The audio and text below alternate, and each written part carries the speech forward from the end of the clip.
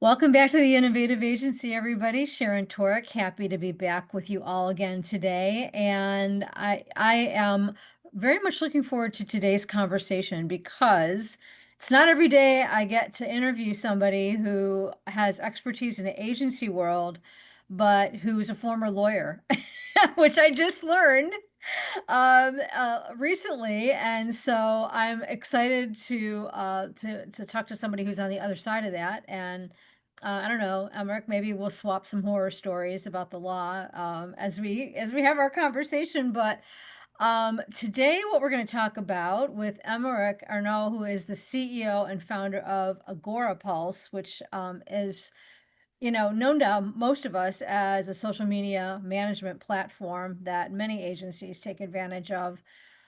About social media right now, it is almost Q4 of 2025, and there's lots of change technologically and economically affecting the industry. And one of the things I know agency owners talk about quite a bit is what's working in social. Is anything working in social? How do we make social work better? And so, Emeric, first of all, thank you for making time to be with me today for the conversation. I really appreciate it. You're welcome, Sharon. That's a pleasure to be here. Very excited to have this conversation with you. Me too. I'm looking forward to it. So, I guess it's a good starting point as any to say to you that a lot of agency owners who are trying to help their brand clients use social media successfully are kind of confused right now.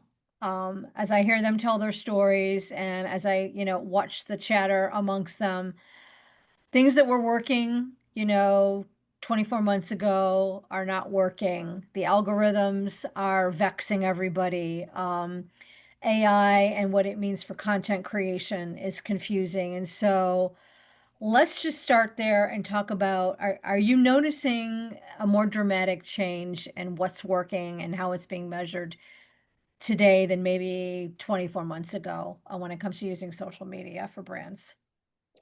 Yeah, I don't necessarily see changes that make things go up or go down. I see changes that make things move around, meaning that there are things that a lot of people didn't do 4 years ago, and some people had success with, and then everybody started to do that. And now there's a lot of people doing those things that were successful 4 years ago, so they're less successful. Okay. I'm thinking out loud on what people do on LinkedIn. Like there were tactics that and a way to do LinkedIn 3, 4 years ago that made some people super famous and super successful, hundreds of thousands of engagement on each of their posts. And everybody has tried to replicate that with, and today with AI, it's so easy to take this guy's post and create the same thing, but on that topic and with my intent and my voice and yada, yada, yada. So uh, every time something is successful, kind of a tactic-y thing, everybody is Yeah. following on the path and taking the tactic and trying to apply it, which makes the tactic less and less and less effective. So that's what I'm noticing. Now, I'm still noticing people who are successful beyond the tactic because the what they are creating is inherently interesting for the audience that they're targeting with. And I think that we're going back to the roots of why are we doing marketing and how are we doing marketing and what people expect from us when they consume our marketing. Number one, you Mhm. don't want to consume marketing that looks like an ad, so it has to be something else, right? Right. And the success I see on social are always success that are coming from passionate people or businesses, like businesses or people who have a passion for what they do. Mhm. And I mean, what they do in marketing, which usually is very linked to what they sell and what they're trying to be known for. And Mhm. that passion gives them the energy and the drive to keep going, keep going, keep going, keep going, keep going. So there is consistency in what they do, and when you add this passion for the topic and the consistency, you always end up with some level of success. And it's not necessarily a social media success. It's going to be an email success, it's going to be a podcast success, it's going to be a video distribution success. Mhm. And I think that's where we have to go back to the roots of what should be good marketing. And good marketing should really consider the passion for the person who is producing it and that, that passion fueling the consistency of the content creation.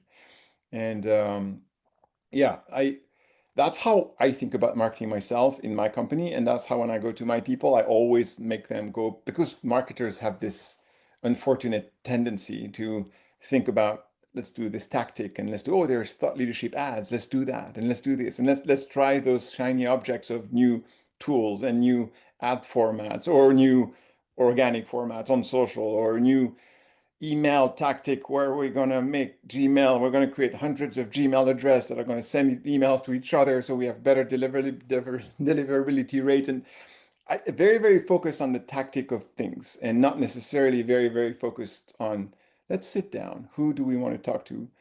What this Mhm. guys want to hear that we know for sure? Is this something we are really good at? Is this something that we are passionate about sharing with them? Can we do that because we have the passion and the depth of content is there on a consistent basis for long enough, so then we build a brand based on that? And those questions are the key questions we should all ask ourselves, because um, I used to run an agency as well, because in my whole entrepreneurial career, at some Yeah. point, we had an agency that was doing helping brands on social media with a technology that we had built. We couldn't make this technology, we couldn't monetize the technology, so we tried to sell it white label as an agency and Okay. Oh, build on top of that's a it. clever origin story. Okay, I like Yeah. that. So, in 2 minutes, in 2000, the first business was a technology to build your own social network, basically. So we tried to sell that to the public, to anyone for $15 a month or something like that. And that failed because it was too early. Nobody understood what, no, the social network, the term social network was not even coined back then. It was called Okay. something else, communities. And so it was too early, the wrong country. Timing is everything. When you build a business, and my timing was very wrong. So Yeah. we eventually said, okay, we can't sell that technology to the public. Let's sell it to businesses who want to create social networks for their own brand, their own business, work groups, that kind of stuff. And that's why we started to do white label technology, and we kind of build, we call them skins on top of the technology, so they can look they can have your brand and they can look the way you look. And so did that for a long time. So I know exactly how hard it is to have an agency as a business. A lot of work, and there's a lot of you love and hate your customers because they're your best friend and your worst enemies. Yes. Yeah. Yeah, Yeah. I mean, I think that's a great segue because as you were sort of expressing your ideas about creating marketing that is, I mean, my perception of the way you were describing it as creative, passionate, inspirational. And I think there's lots of agency owners and leaders who want to do that kind of work, yeah, who, but they feel pressure to serve their clients who may be using a different yardstick or a different measuring tool to determine what success looks like in terms of any marketing tactic alone. I know we're talking specifically about social media since your product is a platform for managing that, but what do you say to the agency owner who, who says, "Emeric, I would love to do that and I would love to partner with our clients in doing that," but they are looking for X metric or they are looking for Y performance and those goals don't, or they expect us to be using this generative AI technology to help make more content, and I don't know how to be inspirational, creative, original, and still meet those expectations. What would you say to those agency owners? yeah. Well, I don't know how to be inspirational and creative is something I've wondered myself for a long time. So I totally relate with the question. It is a real question. And we see people who we judge as inspirational or creative or inspirational. Let's take, half of America hates him right now, but you look at someone like Elon Musk, and he has inspired a lot of people at some point. I don't know about now, but he was inspirational for many people because what he was building was an aspiration to a better world, to something that, has less CO2 and more life and more, more hope and so on and so forth. So we have those as examples. As entrepreneurs, we look up to the Steve Jobs and those type of guys, and we think we're we're not worth it. We're too small, or we're not good enough because we're never going to inspire people that way. But we Mhm. tend to forget that most people are not like them. Most people are like us. Yeah. And what inspire most people is to relate with us at a very human level. It's like, oh, I like these guys. I like what they're doing and the way they're doing it.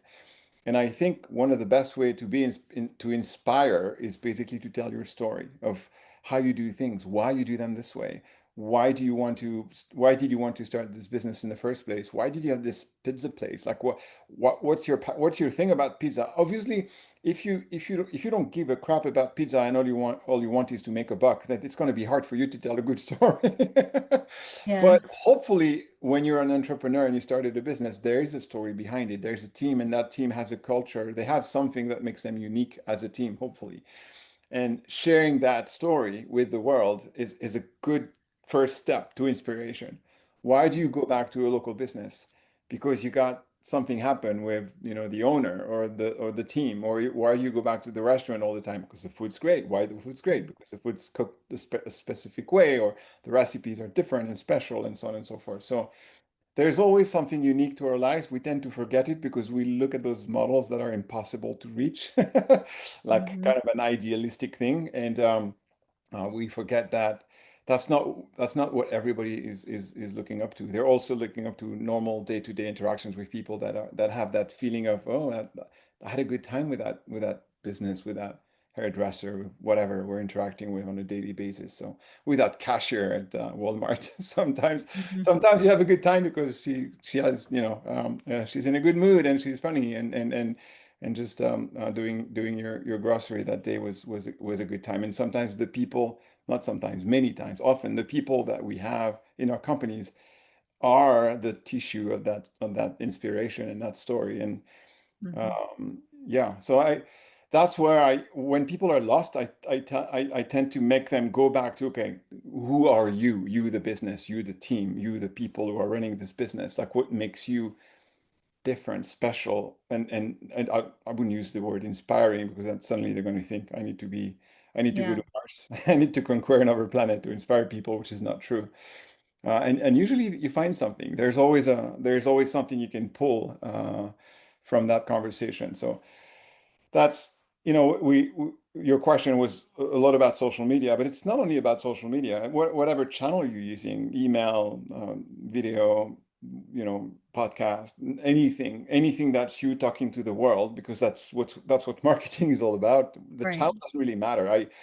I do have, our company is a social media management company, so we that's what we do. But at the end of the day, what we do is just helping people be known and be seen, and be recognized for what they do great. Mhm. But it's exactly the same thing that any other channel. I look at us and HubSpot, and I say we're in the same business. We're helping people be known and seen, and share their craft and their uniqueness to the world. And I don't think there's a lot of differences between all those channels. You're not going to be very different on social media that you're going to be via email or on a podcast. You're just going to share that unique story to you. So Mhm. It's back well, and to it's interesting that you say that because I've as you follow the expertise, around findability, if you will, online right now, whether it's GEO, AEO, it was SEO 5 minutes ago. What I keep hearing people say is you need to show up consistently on social the same way you show up on your website and the same way you show up in your direct response email campaigns. And do you find that this is a significant factor in whether or not social media for a brand is effective or not, is whether it's consistent, whether it aligns with the brand in other ways? Yeah, so if you look at LLMs and the chat GPTs of the world, where now people want to be visible on because they think of it as the replacement for SEO, which is not entirely true, but not entirely wrong either. Yet Right. there's still a lot to come, and SEO is still big, but it's true that positioning on GPTs and artificial intelligence is really, really important. what artificial intelligence is doing that's different than SEO is they're both doing something similar, which is they're interpreting signals. And those signals are what tells them, oh, this one's above this one, so that's number one, and this one, and this one, and this one's kind of ranking. What are the five best, blah, blah, blah, and they're all going to give you the five best. But based on signals that they see in long story short, SEO is how many people link to them that are people that are worthy for me of considering. So what are the worthy inbound links that they get? And that gives you your SEO rank. It's plenty of other stuff, but that's the big story of what SEO, how Google got started and got successful. And what LLMs do, what AI does is who talks about them that someone that I trust. So it's more it's not necessarily a link, but it's a mention. There's no need for a link to the site. It's just that if people talks about your law firm, not Yeah. no link to your law firm, they will recognize that they're talking about you and they will rank you better. Oh, a law firm for agencies. There's one that's on the top of the list, and that's Sharon, and here it is, because people are talking about her. And where do people talk about things without necessarily putting a link to them? Things like Reddit, things like Instagram now. So now I don't know if you saw that, but Instagram Yes. is being now indexed by Mhm. LLMs, and so there are definitely movements there that they are. Quora probably also is a good place to be mentioned by other people, and those signals are different, but the logic is the same. Like, what signals can I find me, the LLM, that tells me that this should be something I consider when I get a question about this type of topic. The signals are just different. So at the end of the day, there will be similarities between what you need to do to have good SEO and good LLM ranking. But there will be differences. Meaning, for example, what's being said again and again and again is that Reddit is super important for LLM ranking, which is Mhm. true. And to be very mentioned a lot on Reddit is a whole ball game than Yeah. trying to get backlinks from a bunch of websites. So how you do that, we're not going to discuss tactically how you do that. No, right, right, Anybody right. can do that, but it's definitely something you have to do differently than you would have done in the past. Because in the past, to be honest, being mentioned on Reddit for SEO had no Mhm. influence whatsoever, so it didn't matter. So this is the kind of stuff that we need to consider now. But at the end of the day, what's common is if a lot of people talk about us, whether they link or not link, if a lot of people if we are mentioned in the right places by the right website, people, organizations, media, whatever. Like LLMs love media. If you're mentioned in the Wall Street Journal, good for you. Like you're going to be on top of top chat Yeah. GPT for the next 6 months. So, and that's true for SEO as well. So there are things that are common, and there are some things that are different. But the It's commonality is that you're mentioned and you're seen by those engines. it's so Back to the Future, isn't it? I mean, it It is is. good PR, good communications. Yeah. It's where we started and it's where we've circled back to in terms of findability. Yeah. At the end So, of the day, it's hard. It yeah, was hard. It's still hard. yeah, yeah. It I didn't mean, get any easier. and I Just think the that's an rest. interesting point of view because I think the fallacy that everybody's wrestling with, this is just my personal point of view, is that, oh, AI is just going to make it so much easier, so much cheaper, so much faster, so much. It doesn't feel like that's going to be the case to me at all. What do you think?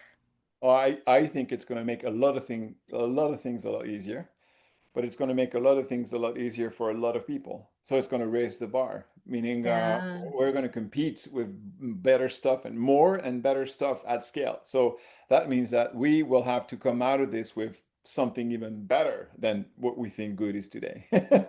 Yeah, even So be even that's more exceptional. No, I agree. Yeah. yeah. Um, Yeah, and so back to the passion. You cannot be exceptional if you're not absolutely passionate about what you be exceptional for, or you want mhm. to be exceptional for. And I think being exceptional also requires human insight into behavior and expectations. I mean, marketers, after all, have to, at the end of the day, convince somebody to part with money to buy a thing or a service. And so there's so much involved in that very simple transaction, right? And making it happen.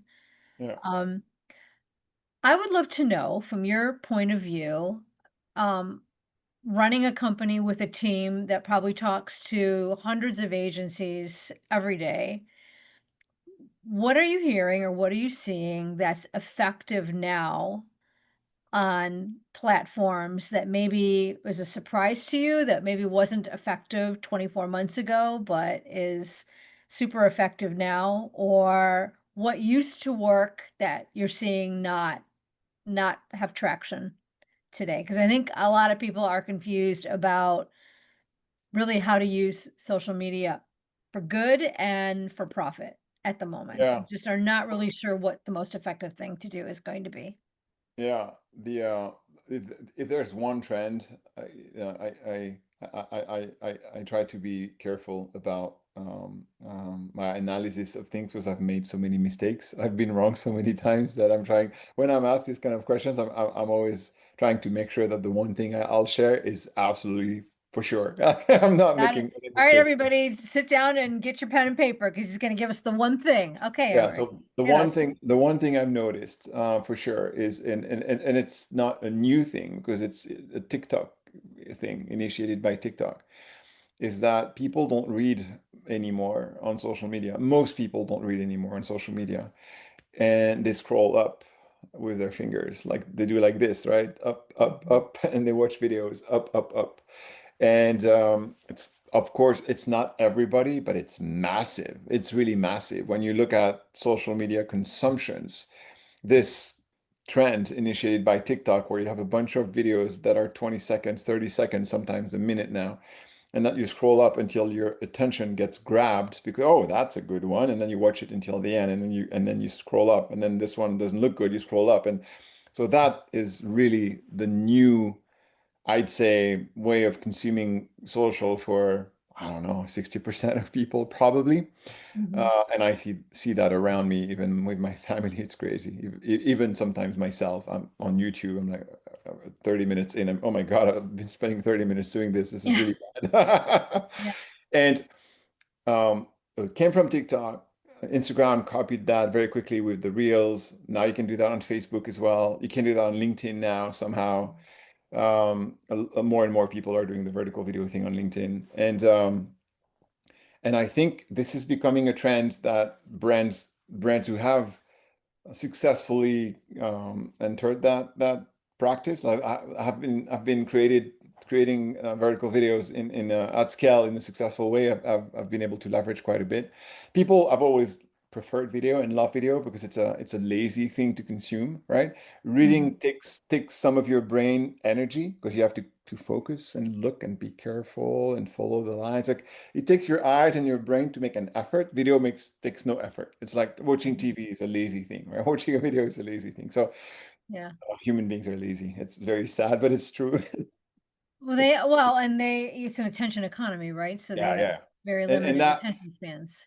and that so video has always been a thing that was growing and growing and growing in the past 4 or 5 years. But now this short video up, up, up, quick, quick, quick, and grab the attention. This is really the thing. That's if you can because you enjoy doing videos and because you're using with the new AI tools that allow you to edit videos like this and make them fun with emojis and overlay text, like you can do so much with AIs right now that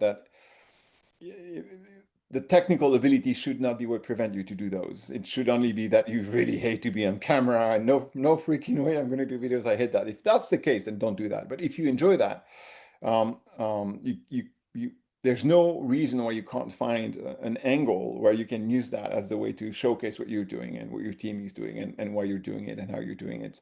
So that's the thing I've seen working for businesses, Okay. especially small businesses, small local businesses that works really well for them. So if you are adapting to video and using it more prolifically on all your channels and things like that, have you found or do you know if your team has found that the does production quality make a significant difference to No performance at difference. all? No Zero difference. difference. Okay. None. Okay. Actually, we even have data. I think we did a test. We ran a test for a long time that unproduced videos had more engagement and more success, more reach. It's actually the opposite. It as if we could sense that someone's trying to trick us, so they're polishing it too much. Uh, Yeah. so no, it's you should not make that a must do. It's absolutely not a must do. So you can't do videos very rough on your phone with your front camera and hey, this is this is today this is what we're cooking for tonight. Da da da da da. Look at that dish. And Yeah. I remember I say that because at my office in Paris, we are like 100 employees here in Paris and then 100 outside of France. And there is a place that's very like that. They do videos every morning. They basically shoot what they're going to serve for lunch. And the Hmm. team, they subscribe to this restaurant and they look, So that they what do know we what they're have going for to have for lunch? lunch. And then they scroll, oh, there's this, that's good, let's go buy some. I love it. I love Yeah, it. and they do it in a really fun way with a lot of humor, and you can feel that they enjoy that. It's they enjoy that connection with their customers, and then when people come by the stuff, they say, "Hey, I saw your video this morning. Oh, cool! Thank you for encouraging us," and so on and so forth. So that's the kind of stuff that works really well, and that can also work for larger businesses if they have a soul. I'm sorry to use that word, but if they have this way of Personality. Yeah. yeah, I love doing this and I want to share it with my customers. I want them to see it, and that works really well. Put that in text and it has no taste, right? Write down the text of what you're gonna do for lunch today, and and it's Yeah. not interesting anymore. But do it in Yum. video and it's great. Okay. That's great feedback and also good news for those independent agencies that are smaller or mid in size because anybody who listens to the show knows that I love to talk about things that an agency can scale no matter what their size or starting point. And Yeah, it seems like video is an opportunity for everybody to play and for everybody to be effective if you have the right formula yeah. for showing the brand off. Um, all right, I wanted to get your opinion about one other thing. We're always hearing chatter about the impact of algorithms of the platforms on the effectiveness of what brands are paying agencies to do. And I mean, I have my own point of view as an uninformed outsider about all of this, but which is that you just can't chase an algorithm because it's entirely out of your control. But are there things that agencies should know or understand right now in September of 2025 about the way any platform algorithm is working or trending that would make them more effective in the work that they're doing for their clients? I wish I knew. No, I was hoping you would say that and that I mean that because that's how I see it too, but I mean you're in front of this every day, so I really do want to get your perspective. Yeah. So it first of all is platform specific. So it means that there are seven or eight different po- possibilities here that makes this topic as a whole quite a complex one. Sure, yeah, The one I know the most is LinkedIn, and on LinkedIn, there's definitely a penalty if you are trying to send traffic off of LinkedIn, like everybody else, like everywhere else. Like I'm pretty sure Facebook is the same. I'm thinking about platforms with links. You can't do links on Instagram, correct, yeah. so there's no way you can be sent out away from Instagram. LinkedIn especially has been very clear with us, so we know it's not a myth or a legend. It's something they shared with us that they are punishing if you're trying to push people away. And they said very explicitly, if you are putting a link and trying to send traffic away, you'd better provide a ton of value on LinkedIn before they go away. Because if there's nothing on LinkedIn, it's just about a link, you're going to be no one's going to see that, and we're going to make sure of that. So that's one thing you need to be aware of. That's why so many people put the links in the comments. Right. Does that work? I went to my social media manager 2 days ago and I said, hey, Eva, can we test that link in the comment? Does it really make the punishment go away? Does it really work? Because hopefully soon I'll have the data to prove or unprove that. But that's one thing for sure. Um, on One social network. I don't know if it's a social network, by the way. Is YouTube a social network? That's a good question. It Yeah. has social features, but it's more a TV network. I would say it's more a video Right. network, Yeah. Yeah. Yeah. A media content network. distribution network than it is a social network, in my opinion. But Right. even though it has social features on the content itself, but YouTube is one of those who has been very, very steady in the rules to win on YouTube have not changed in the past 6 years. They're still the same. It's all about the click-through rate, so the thumbnail in the video and the title, like it's like an email, a click-through rate on the thing. So the Channel thumbnail, subscriptions, right? yeah, it's why Yeah. people pay so much for great thumbnails because they do have an impact. And then Hmm. it's view time. How long, how long are they viewing you, and how long do you keep them with you? And that has been the algorithm of YouTube as long as I've known YouTube. So at least it's something you can count on and rely on, which is great because it's solid. And when you have content that is evergreen and that people like to consume on video, YouTube is an absolute must for any type of distribution strategy for content. Got it. So that's the second thing I know. Facebook, I have to be honest with you. I am not using Facebook that much anymore, so I'm not really on top of how things are working up there. Hmm. What I know though, thinking about talking about Meta, is that they're pushing threads like hell. Like they're very, very, very bullish on threads. Hmm. And if I had to start a presence on social right now and I had nothing, I would definitely include Threads more than I would include Twitter X, for example, because I Hmm. think there is more chance that you get caught on Threads into some distribution loop thanks to the algorithm that's not going to happen on existing long-standing social networks. So I think Right. Threads is one to consider because it's it is still nascent, but it's already really big. I mean, we were in London last week with them with Meta, and they announced the numbers, and like the number of weekly active users is not as big as X, but almost. Like I think X is 600,000, Mhm. 600 million, sorry, and they are like 460 millions. And then it's such a young network, and it's already so big that I was surprised of the success that they're already having. But Yeah. still, not a lot of us are on Threads. Are you? I'm not. Yeah, and I so am not, but I yeah, mean, I just have to surmise they've got two sibling platforms there yeah, that the that helps. distribution likelihood would Yeah, be, much higher. That's but I'd say interesting.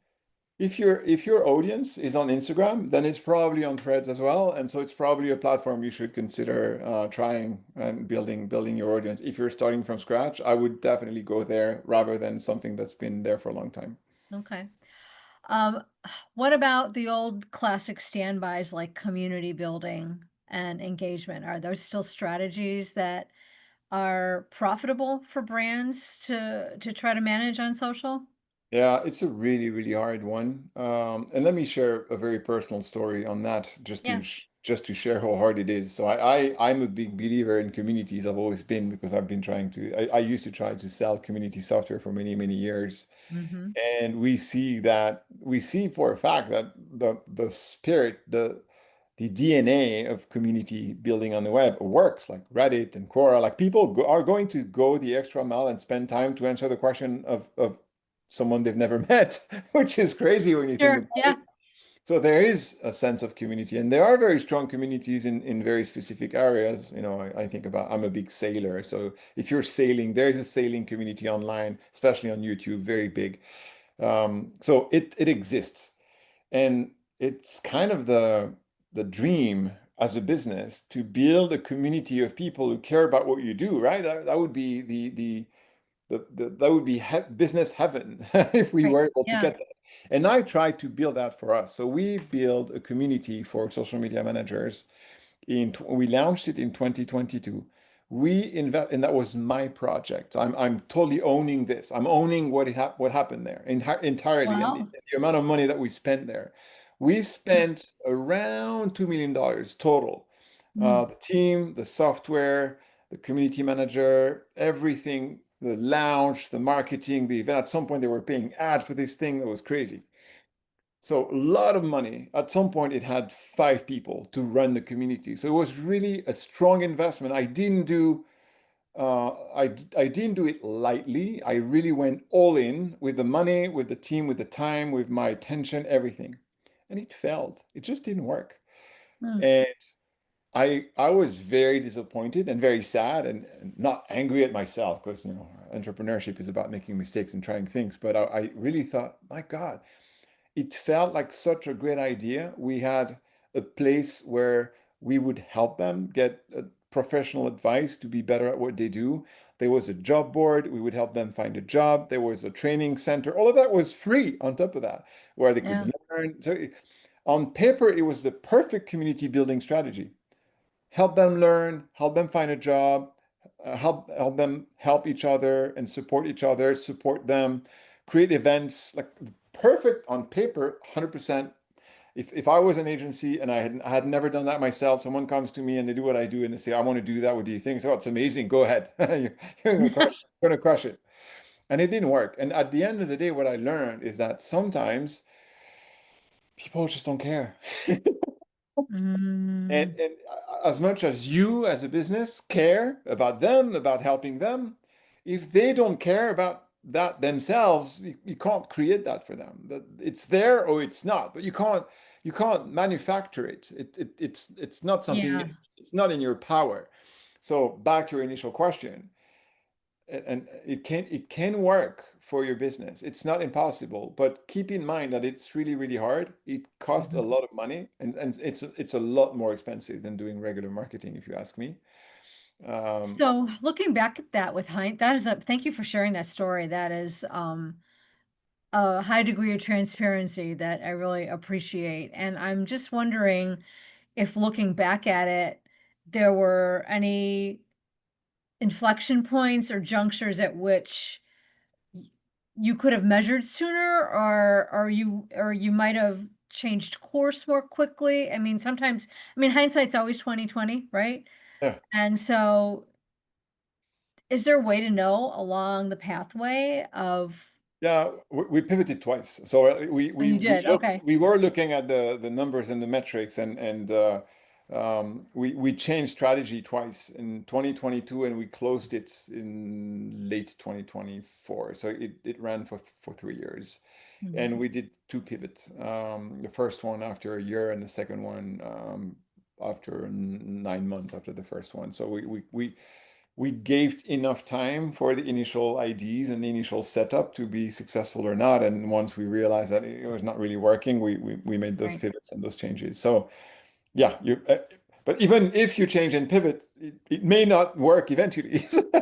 Right. Well, yeah, I mean, like, it is all about getting like minds together or figuring out something that people can rally around, and Yeah, that is challenging.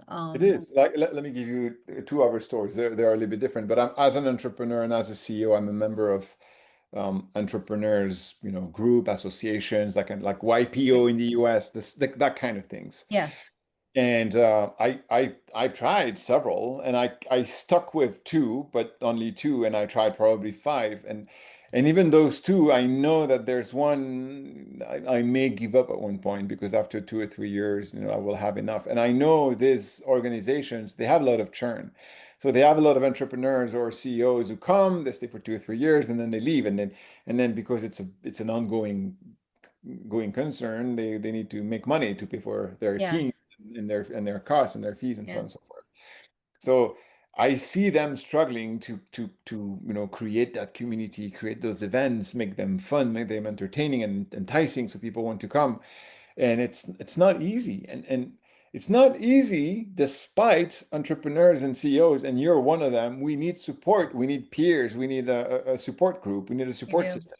And Yeah. those are a support system.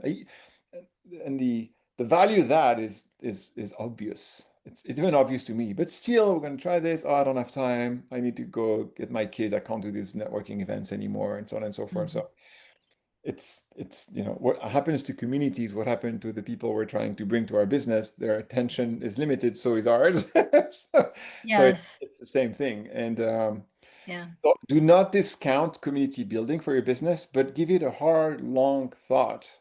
And if there was one item I would keep as kind of a deciding item is like, is the level of passion of the people I sell to for something big enough so I can gather them around that something, and they will be I will be gathering them around a passion that's like 80 on a scale of 100, like super high. And Yeah. that my learning with our community initiative was that they didn't have enough passion for their job or for getting better and learning and finding one to commit to commit the time and the attention and the energy to a community, because it takes, you ask them to give you time and energy, you give it for free, but you ask them to give you something, and they need to be passionate about that to give you that something. So that didn't work for this one, but it doesn't mean that it won't work for any other communities. I've seen companies in fintech doing CFOs communities, and some of them work, but it's a lot of hard work. I Yeah. see them do a lot of hard work. So for sure, if you think that your community is going to live by itself and bring business, don't do it. It's not going to work. All right, that's great advice and with a great story to back up your own personal experience there.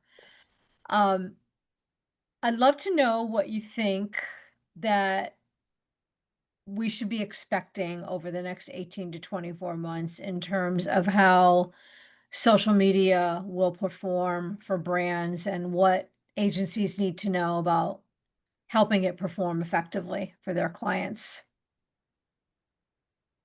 Um, I I don't see a lot of profound changes coming in the next 18 months because there's no new platform around. I mean, we mentioned Threads, but Threads has been around for a while. Right. So there's no big bang. Like TikTok was a big bang 2 years ago. It was like, Yeah. whoa, that we should be looking at that because that's a trend. Something's happening here. Um, I think that the more there will be the content shared and activity and noise on social, the more it's going to be hard for a business to win on social on its own. So I think more and more businesses Mhm. are gonna have to find a way to be visible on social through others, with the support of like a support group, a peer group, Got something it. something that's going to make their social media strategy not rely only on their willpower and their time and their energy. And the two areas where you can build stuff like that is what you call advocacy. So with your own team, like how can your own team help you with your social media visibility on social media? So I'm a big fan of employee advocacy and stakeholders advocacy in general. So that's Got something it. I would encourage agencies to look into and see how they can apply that to their customers' business. And the other is influencer, or micro influencer or macro influencer. Well, you probably don't want to work with Kim Kardashian if you're a mom and Yeah. pop shop, but Yeah. how your own circles can help you and how other people who already have their own things can help you promote what you do. And that's as a business, that's what we are doing. We're investing the most right now because we see that now we got to a point where our content we think is really cool and funny, and our social media managers is really good at what she does. Yeah. But it's just her and her and our social profiles are just it's just a brand, it's just a business. But when all of us, including me, are starting to share the latest news about, oh, we released this new AI feature, super interesting. Mhm. When it's just her, the impact is good, but it's not great. When it's all of us, the impact is like 10x sometimes. So it's really drastically different when we all get into the boat and say, okay, let's go and help Eva spread the word about what she's doing and what we're doing because we deserve it. And so that's something I definitely push people to do. Think about um, um, having your team help you spread the word. And Well, then, and it's clear to me from looking at your online properties and some of your own social that you're co-creating with some of your own customers, yeah, right? also, yeah, Yeah, I mean, and sort of getting them to be the people who you sell to be your advocates too, and yeah, working together with them to create the content. Yeah. We have a lot of agencies that we're partnering with. So Yeah, building a system around you that's so you're not the only one talking about you, but there are a lot of people who are motivated and happy to help you do that as well. So that's how I would approach this, especially on social, because earlier we said social, email, it's all the same. Those are channels, but there's one specificity with social. It can spread with more ease. It's easier to spread than it is with email. Like people are not forwarding emails to all their friends, right? It's not something you do. Oh, that's a great email. It's a great yeah. newsletter. Let's forward it to If forward it to only, their I friends. know, if only that would happen, yes. But you see something interesting on social, you're going to share it. You're going to send it via LinkedIn, a LinkedIn private message, or you're going to reshare it, or you're going to save it, or whatever. And I think that's the powerful thing with social. That's not going away, and that's unique to this channel that you can leverage if you have a support system around you as a brand. Awesome. Well, I can't think of a better place to drop the mic than right there. This has been so insightful. And I think that agency leaders who are either helping their clients try to figure out social or managing their own social for their own business development purposes or whatever, can gain a ton from all the experience that you just shared. And I really wasn't expecting such a deep discussion around community building. And so I learned a ton as well just by talking with you about even that portion of our conversation. So Thank you. Emeric Ernoult, I'm so grateful to you for spending your time, and you are many hours ahead of us here on the East Coast, and so it is late for you, and I'm grateful. And also want to make sure that agencies know the best places to find out about how Agora Pulse works with them and how they might find out more about you and your work. So what are the best places for them to do that? Yeah, the best place to connect with me is LinkedIn. You can send me an invite on LinkedIn. Add a note, mention that you heard me on this podcast because I get a lot of invitation. But if you want to email me, I'm emeric@agorapulse.com. It's very Emeric at agorapulse.com and very easy to find. I'm probably Yeah. on every Zoom info database of the world with my cell and my mobile phone. And yeah, we have a specific relationship with agencies because they're like 35% of our customers. So they've always been super big and important for us. And we launched an agency partner program 4 months ago that's super successful, where agencies basically make a lot of money with us by working with us and their clients. Instead of paying us and trying to work with their client, they get us for free and the client pays for it, and it's and they get a big cut of that, and that has been very successful. So it's something to consider if you don't want to build your own tech to create your own business. Maybe you can take a piece of someone else's tech. Yeah, I got it. Get some revenue. So that's one way we work with agencies that's quite exciting and successful right now. Amazing. Well, this has been a great conversation. Emeric, thank you so much for joining us. And I want to thank Pleasure. everyone else for joining us as well, being along for the ride. And until we all meet again on our next episode, everybody stay well. Take care. Thank you.